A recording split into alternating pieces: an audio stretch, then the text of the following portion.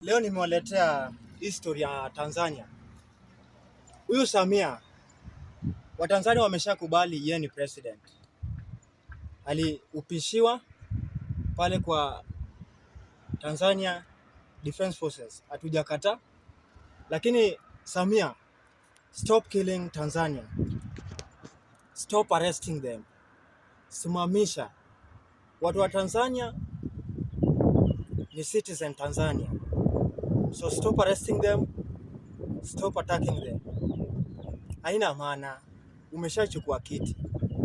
Jiandaa, kaa chini, uone vile unaongoza nchi yako. Uone vile unajenga nchi yako. Mambo ya kuarrest watu, mambo ya kushika watu, stop. Stop.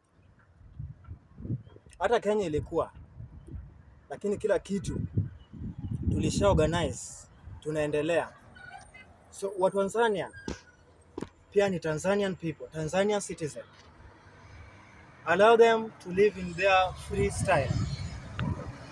Mambo ya kushika wananchi wa Tanzania tofauti ovyo na ovyo, arresting them, ikuwe tu non-stop, ikuwe none na ikuwe stop.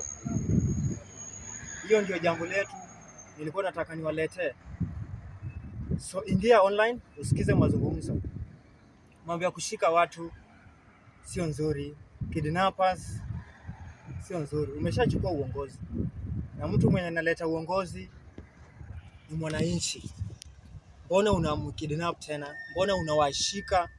Mbona wanakuwa arrested? Vitu zingine tofauti zenye azileti shangu. Samia, sit down as a president, angalia penye mbaya, nzuri, tengeneza, wananchi wafurahi. Subscribe, follow, like, share.